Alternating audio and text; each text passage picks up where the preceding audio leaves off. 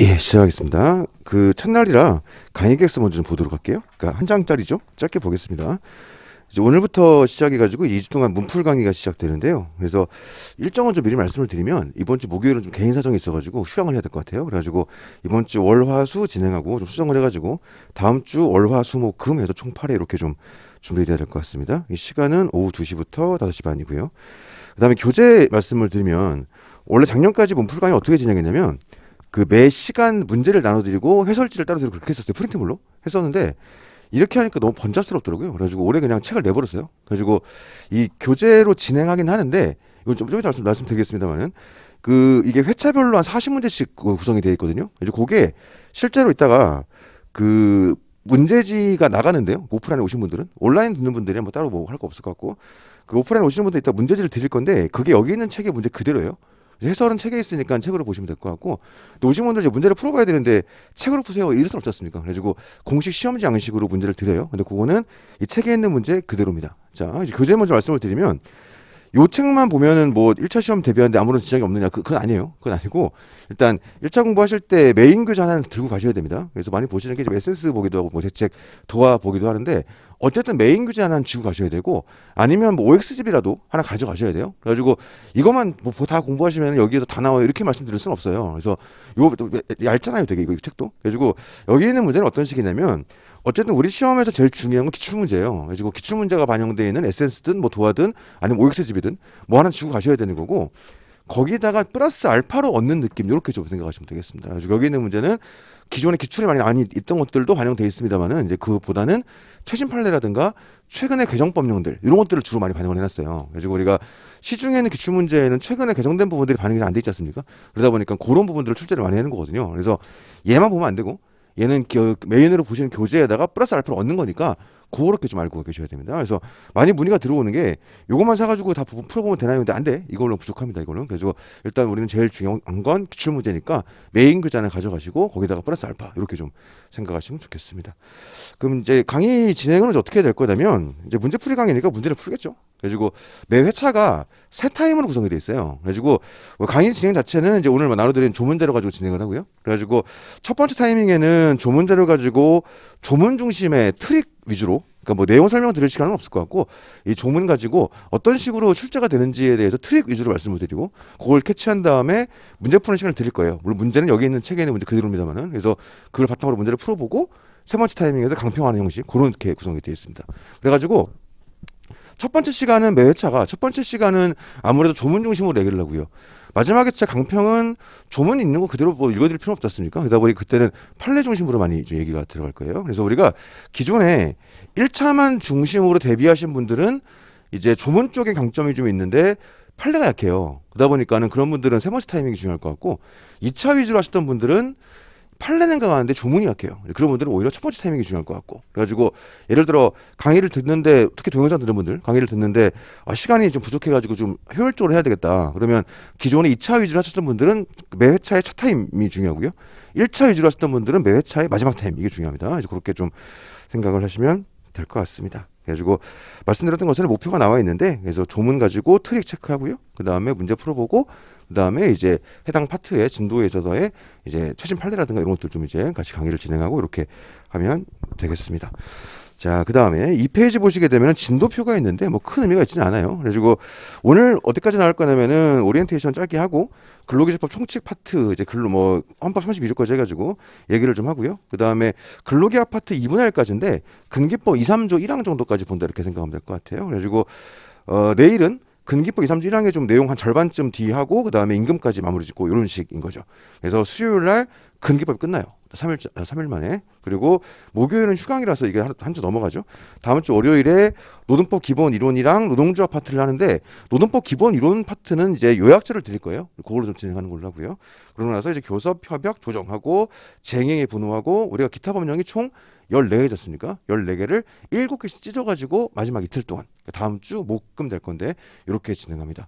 자, 그런데 이제 마찬가지로 기타 법령도 요약자료로 나가요. 요약자료 이틀치 가지고 나가는 거니까 그걸로 강의를 진행하겠다 이렇게 보시면 되겠습니다. 그래서 일단 기본 강의에서 메인 교재 보시던 그 기타 법령 파트가 있지 않습니까? 그건 다 보셔야 되는 거고요. 다만 이제 문풀을 내서 드리는 요약 자료는 진짜 엑기스만 뽑아낸 건데 마찬가지예요. 여기에 있는 것만 다 보시면 다 맞아요. 이렇게 말씀을 못 드려요. 근데 최대한 어쨌든 간에 많은 부분들이 들어갈 수 있도록 그렇게 준비는 할 겁니다. 그래서 매년 보면 이따 말씀을 드리겠습니다만 우리가 기타 법령 14개가 한 문제씩 나온단 말이에요. 그래서 매년 보면은 문풀의 요약자에서 강의했던 내용들 가지고 한 10개 정도 맞추더라고요. 그러니까는 14개 중에 최소 10개 이상은 여기서 나오니까 특히 요약자의 파트가 중요한 겁니다. 그래서 그거 잘 보시는 걸로 그렇게 하시면 되겠습니다. 자, 우리가 이제 그 문풀 강의 들으시는 분들이지만 어쨌든 1차 그 시험을 잘 모르시는 분들이 있을까 싶어가지고 짧게 말씀을 드려보면, 아이고, 자, 이걸 지고 시작했어야 되는데 지각이 티가 나네요. 자, 아무튼 그런 실수했네. 이거 지고 시작했어야 되는데. 자, 아무튼 우리가 25문제씩 5개란 말이죠. 그래가지고 노동법 1, 2가 있고 이제 그 뭡니까 민법이 있고 사회보험법이 있고 선택 과목이 있지 않습니까? 뭐 경영학 많이 하십니다만 그럼 우리가 25문제씩 5개니까 이게 125문제란 말이에요. 그리고 이 125문제를 풀기 위해서 125분을 주죠. 그럼 얼핏 생각할 때 1분에 하나씩 풀면 되겠구만 이런 생각하는데 그렇게 하면 안 돼요. 그럼 떨어집니다. 이게 왜 그러냐면 일단 마킹하는 시간이 있고요. 그 다음에 생각보다 본인이 취약한 과목들이 있어요. 주로 이제 민법이 취약한 경우들이 많은데 취약 과목 같은 경우는 1분에 한 문제가 안 풀어져요. 그래가지고 그 과목을 풀기 위해 시간을 좀 세이브를 시켜야 됩니다. 그러다 보니까 일단 두 가지를 고려해 보셔야 되는데 우리가 첫 번째로 시간 배분 문제가 있고 두 번째로 점수의 문제가 있겠죠. 그럼 좀 전에 얘기했던 것처럼 125분이 주어지니까 뭐 방금 말씀드렸죠. 1분에 한 문제이지 그러면 안 됩니다. 그러면 시간을 어디서 아낄 것이냐. 그게 노동법이에요. 그래가지고 우리가 2차에서는 노동법이 외울 것도 많고 범위도 많고 막 헬이죠. 근데 1차에서는 노동법이 좀 쉬운 편이에요. 상대적으로. 그래서 우리가 주로 떨어지는 분들 중에 제일 많은 비중이 민법 과락이 제일 많고요. 그 다음이 사법 과락이에요. 그 다음에 세 번째가 이제 평균 점수가 안 되는 경우 이런 경우들이 있는 건데 노동법 과락으로 떨어진 경우들은 없거든요. 그래서 만약에 점수를 받았는데 노동법 과락이 나왔다. 그거는 공부를 진짜 안 하신 거예요. 그러다 보니까는 노동법에서 일단 점수도 그렇고 시간도 그렇고 좀 많은 부분들을 확보할 필요성이 있습니다. 그러면 우리가 노동법은 2과목이지 않습니까? 1, 2로? 그럼 50문제니까 50문제를 풀 때 좀 얼마 정도 시간을 써야 될 것이냐. 그래서 제가 볼 때 30분 정도로 끊는 게 제일 좋고요. 아무리 오래 걸려도 40분이 넘어가면 안 돼요. 그러니까 지금 노동법을 얘기하는 거지. 노동법을. 지금 노동법 50문제를 푸는데 시간은 50분 쓰시면 안 되고 30분 내에 끊는 거를 목표로 하시고 안 되더라도 한 40분이 넘어가시는 건 좀 문제가 있어요. 그래가지고 X로 40분 넘지 않도록 이렇게 좀 준비를 하시면 될 것 같습니다. 자, 그러면 점수는 어떻게 할 거냐? 우리 합격 패턴이 뻔해요. 노동법 1, 2 두 과목이니까 여기서 점수를 좀 확보를 좀 해놓고 한 두 과목 한 60점 하고 한 과목 몇 가락쯤 하고 이렇게 보통 붙는 거거든요. 그러다 보니까 노동법에서 평균적으로 1, 2 합쳐가지고 80점 정도는 좀 커버를 해줘야 다른 과목들에서 좀 이제 커버가 됩니다. 그래서 1, 2는 뭐 예를 들어서 84, 뭐 76 이런 식으로 혹은 뭐 76, 84 이런 식으로 한 80 정도 맞아주고요. 우리가 어차피 100점을 목표로 하지 않는단 말이에요. 그래가지고 80 정도 맞아주고 그 다음에 한 두 과목 정도 60 정도 맞아주고 한 과목 보통 민법들을 많이 어려워하시니까 그거 명가락하고 이렇게 이제 붙는 코스다 보니까 노동법은 시간에서도 좀 세이브가 돼야 되고 점수에서도 좀 여유 있게 확보가 돼야 되니까 그걸 좀 감안하시고 이후에 시험을 준비하시면 좋을 것 같습니다. 그래가지고 1차 시험에서 노동법이 차지하는 중요성이라는 건 내용이 너무 어렵고 막 점수 받기가 어렵고 이런 거라기보다는 여기서 최대한 시간을 세이브하고 점수를 좀 많이 받아줘야 되고 이런 것들이 좀 있습니다. 그걸 좀 감안하시고 이렇게 공부를 하시면 좋겠다. 그래서 정확하게 푸는 것도 중요하지만 노동법은 빨리 풀어야 돼요. 이제 그거 좀 감안하고 이후에 좀 준비를 하시면 좋을 것 같습니다. 자, 조문자료 가지고 한번 진행해 보겠습니다. 조문자료 1페이지 가보시죠. 조문자료 1페이지. 헌법 32조가 나오는데요. 우리가 헌법 32조에서 제일 잘 나오는 건 아무래도 조문 그 자체가 잘 나와요. 자, 그래서 하나씩 보시게 되면 32조 1항 모든 국민은 근로의 권리를 가진다 되어 있습니다. 이걸 모르지 않는다고요. 자, 그 다음에 1항 2문을 보시면 국가는 사회경제적 방법으로 근로자의 고용 증진과 적정의 보장에 노력해야 되며 노력 체크하시고요. 노력. 법률이 정하는 바에 의하여 최저임금제를 시행하여야 한다. 그 하여야 한다 체크하시죠. 그래가지고 앞에 노력을 보장해야 한다. 틀린 거죠. 뒤에 하여야 한다를 노력해야 한다. 이거 그죠? 틀린 거죠. 그럼 어떻게 기억하시면 되냐? 쉬워요. 국가가 고용 증진과 적정 임금을 보장할 수가 없어요. 적정 임금이 얼마인지도 모르겠고 이걸 보장할 수가 없죠. 그러니까 할 수 있도록 노력하라는 거고 최저임금제는 실제로 우리가 하고 있잖아요. 그래서 헌법에서 명령을 해서 87년도 헌법을 통해서 명령을 하니까 하고 있나 보다. 이렇게 그냥 생각하시면 되겠죠. 그래가지고 이거 노력, 그 다음에 시행해야 된다. 그거 일단 주의하시면 되겠습니다. 자, 2항 가보시게 되면 모든 국민은 근로에 의무를 준다. 이제 근로라는 건 권리임과 동시에 의무죠. 뭐 다 아시는 거고. 2항 2문을 보시면 국가는 근로의 의무의 내용과 조건을 민주주의 원칙에 따라서 법률로 정한다 되어 있습니다. 예전에는 이 민주주의 원칙을 바꿨어요. 뭐 뜬금없이 무슨 공리주의 원칙 뭐 이런 식으로. 그건 딱 봐도 이상하지 않습니까? 요즘 트렌드는 그걸 바꾸기보다는 뭘 바꾸냐면 근로의 의무와 내용이잖아요. 이 의무를 권리로 바꿔요. 그러면 틀린 게 되겠습니다. 자, 우리가 이제 일이라는 건, 근로라는 건 권리기도 하지만 의무기도 한단 말이에요. 그럼 국가가 나에게 근로의 의무를 부과하려면 어떻게 해야 되겠어요? 민주주의 원칙에 맞춰가지고 법률로 정해야 되겠죠. 그렇죠? 그래서 의무를 이제 권리로 바꾸는 거, 이게 헌법상 규정이 아니니까 그걸 좀 주의하시면 되겠어요. 그래가지고 민주주의 어쩌고 그러면 의무를 부과하기 위해서 얘기하는 거구만, 이런 느낌으로 기억하시면 틀리지 않을 겁니다. 그래가지고 2항에서는 근로의 의무와 내용, 그거를 의무의 내용, 그거를 이제 권리의 내용으로 바꾸니까 그거 좀 주의하시면 되겠어요. 뭐 3항은 특별히 볼 거 없고요. 자, 그 다음에 4항하고 5항하고 엮어서 가시면 되겠죠. 여성의 근로라든가 연수자의 근로, 얘네들은 좀 특별 보호를 받습니다. 아무래도 이제 그 모성보호라든가 신체 능력 이런 것들을 좀 하는 거겠죠. 그래서 4항, 5항 관련해서는 제일 잘 나오는 게 이런 거예요. 다음 중 헌법 32조의 내용이 아닌 것은 하면서 국가는 장애인의 근로를 특별 보호해야 한다. 이런 것들. 장애인의 근로에 대해서 특별 보호의 필요성이 있죠. 당연히. 보호해줘야지. 그렇긴 한데 그게 헌법 32조에 있진 않잖아요. 그러니까 그거 한번 주의하시면 되겠어요. 그래서 우리 헌법 32조에는 여성과 연소자의 근로에 대한 특별보호를 규정하고 있지, 뭐 장애인이라든가 뭐 저소득층 이런 게 나와 있지는 않아요. 그러니까 그게 헌법 32조의 내용은 아니니까. 그러니까 당위적으로 그렇게 해야 하는 거와 별개로 32조의 내용은 아니니까 다음 중 32조의 규정된 사항이 아닌 것은 이래버리면 그거는 이제 그 정답이 될 수 있겠죠. 그래서 그거 주의하시면 되겠습니다. 그 다음에 조금 어려운 게 뭐냐면 4항과 5항에서는 근로의 특별보호를 얘기하고 6항에서는 우선적 근로기회를 부여를 이야기해요. 그러니까 예를 들어 국가 유공자 가산점 이런 거, 이게 헌법에 의해서 우선적 근로기회 부여를 위해 이제 인정되는 제도, 이렇게 볼 수 있겠죠. 근데 그거를 크로스하는 경우들이 있어요. 예를 들어 여성의 근로에 대해서 우선적인 근로기회를 부여한다. 연소자에 대해서 우선적인 근로기회를 부여한다. 틀린 거죠. 그러니까 우리가 사회적으로 여성 가산점 이런 것도 쓰는 거는 헌법상 요청에 의한 게 아니에요. 그러니까 이제 각 그 기관이라든가 기업의 정책의 문제인 거지. 그렇죠? 그래가지고 우리 헌법에서 여성이나 연소자한테 우선적인 근로기회를 부여라고 하고 있지는 않아요. 근로를 특별히 보호하려고 하는 거지. 그러니까 임산부라든가 아기들의 법정 근로 시간도 다르고 연장 근로 제한도 다르고 이 들어가는 거지 않습니까? 그래가지고 이거 크로스하는 거 주의하세요. 같은 맥락으로 국가 유공자의 근로는 특별 보호받는다. 틀린 거죠. 그거 이제 둘이 크로스하는 것만 주의하시면 특별히 어렵지는 않을 것 같습니다. 자, 관련해가지고 요즘에 잘 나오는 부분은 아닌데요. 한때 되게 핫하던 부분이 있었어요. 요즘에는 잘 안 되더라고. 어떤 게 있냐면 이 헌법 32조 6항을 해석함에 있어서 예전에는 우선적 근로기회를 부여받는 주체를 어떻게 이해했냐면 첫 번째가 유공자가 있고 옛날에는요. 플러스 유공자의 유가족 이런 식이었어요. 옛날에는. 두 번째로 상위 군경이 있죠. 상위 군경이 있고 플러스 상위 군경의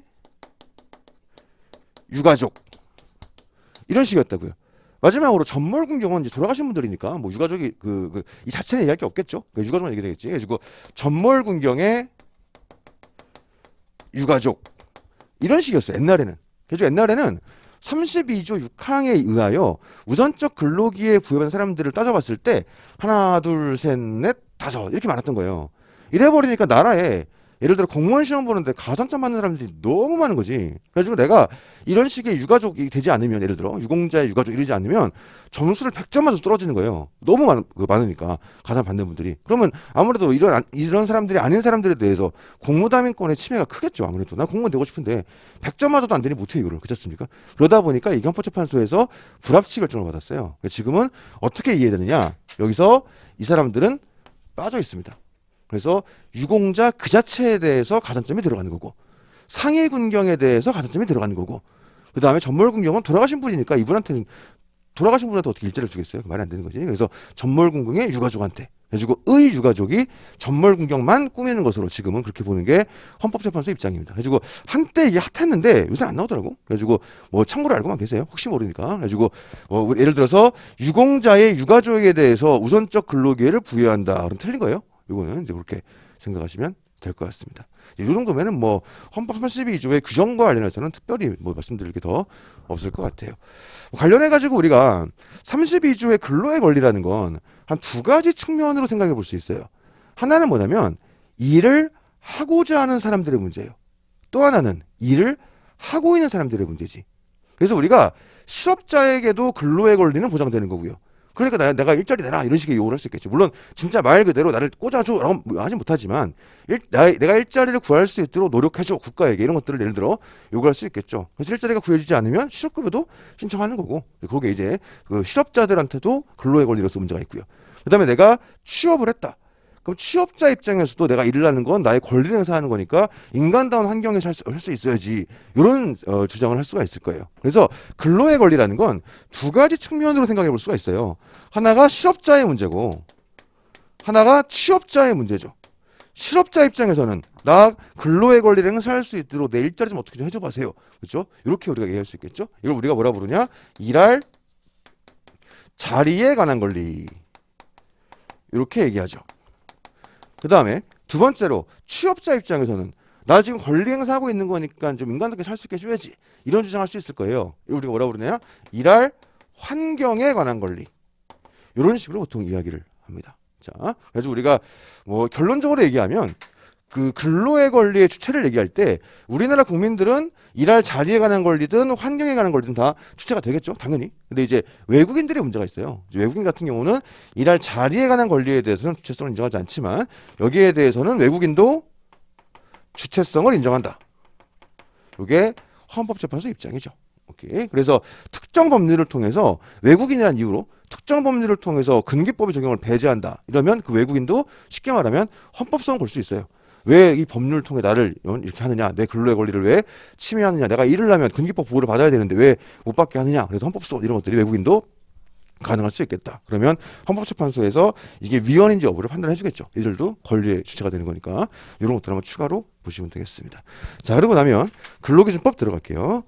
자, 1조가 보시게 되면 목적 돼 있죠. 근기법의 목적. 이 법은 헌법에 따라 근로권의 기준을 정함으로써 근로자의 기본적 생활을 보장, 향상시키며 균형 있는 국민경제의 발전을 꾀하는 것을 목적으로 한다. 이렇게 되어 있습니다. 그래서 다 맞는 말이에요. 그래서 이거는 뭐만 주의하시면 되냐면 옆에다가 하나만 써놓으면 돼요. 옆에다가 산업평화 한 다음에 산업평화 X 이러면 돼요. 그럼 산업평화는 어디에 나오는 거냐? 노조법 목적에 나와요. 그래서 근기법 목적이나 노조법 목적이나 기본적으로는 내용이 뻔해가지고 지문을 봤을 때 이게 틀리지 않아요. 근데 유일하게 헷갈리는 게 산업평화가 나왔을 때 이게 근기법에 있던 건지 노조법에 있던 건지 헷갈린단 말이에요. 머릿속으로 어떻게 기억하시면 되냐. 산업평화는 둘 중에 한 군데만 있다. 그럼 근기법과 노조법 중에서 평화를 말할 때가 어디겠어요? 당연히 노조법이겠지. 싸우니까 이쪽에서는. 그래가지고 이렇게 기억하시면 편해요. 둘 중에 한 군데만 있다. 그럼 어딜 것이냐? 당연히 노조법이겠구만. 이렇게 생각하시면 좀 기억하시기가 괜찮습니다. 그래가지고 근기법 목적에서는 산업평화는 노조법에 있는 것이야. 이것만 생각하시면 틀릴 게 없어요. 자, 2조 가보겠습니다. 정의규정 1호 근로자란 직업에 관계없이 임금을 목적으로 사업이나 사업장에 근로를 제공하는 사람 이렇게 되어 있죠. 전통적으로 제일 잘 나왔던 거는 다음 중 근로자 개념이 잘못 짝지어진 것은 해가지고 근기법상 근로자인데 노조법상 근로자, 그러니까 생활하는 자 있지 않습니까? 그거를 갖다 놓는 거. 근데 이거는 틀리면 안 되지. 너무 뻔한 거라서 그렇습니다. 그래가지고 조문 자체를 꼬는 트릭이 나올 건 사실 별거 없어요. 여기에 대한 판례들을 얘기할 수 있겠습니다만은 이 조문 자체를 꼬는 트릭은 딱히 나올 게 없다 보니까 노조법상 근로자랑 크로스 시키는 거, 그걸 좀 주의하시면 되고요. 자, 그다음에 우리 시험 범위에서 다수의 법률들이 근기법상 근로자 개념들을 그냥 차용해서 가져가고 있어요. 근데 우리 시험 범위 내에서 우리가 문제 출제 가능한 범위 내에서 근기법상 근로자 개념을 차용하지 않는 게 두 가지가 있어요. 하나가 뭐가 있냐? 바로 아시는 것처럼 노조법이고요. 노조법상 근로자는 개념이 아예 다르죠. 이게 있고 두 번째가 뭐가 있냐? 남녀 고용평등법, 고평법이 있습니다. 그러니까 이 외에 예를 들어서 산업안전보건법, 최저임금법, 근로자 퇴직급여 보장법, 그렇죠? 이런 것들 전부 다 근기법상 근로자 개념을 그대로 가져가고 있어요. 그래가지고 다음 중 근로자의 개념이 다른 것은 문제가 이렇게 나오면 답은 예 아니면 예예요. 둘 중 하나. 그렇죠? 그래가지고 다음 중 근로자의 개념이 다른 것은 이래버리면 답은 예 아니면 예더라. 요거 하나 생각하시죠. 자, 2호 가보시게 되면 사용자 개념 나옵니다. 사업주, 경영 담당자, 그 다음에 행위하는 자라고 되어 있죠. 이거 뭐 조문을 바꿀 건 없어가지고 이제 판례들을 한번 생각해 보시면 아주 기본적인 것만 사업주가 뭔지 다 알지 않습니까? 법인이면 법인 그 자체, 개인 기업이면 경영주체, 회장님 이렇게 보면 될 것 같고요. 사업경영 담당자는 누구냐? 옆에다가 판례 입장 키워드만 써놓으시면 되겠죠? 사업경영 담당자는 일단 어떤 말이 나와야 되냐? 포괄적인 위임. 자, 이런 말이 나와줘야 돼요.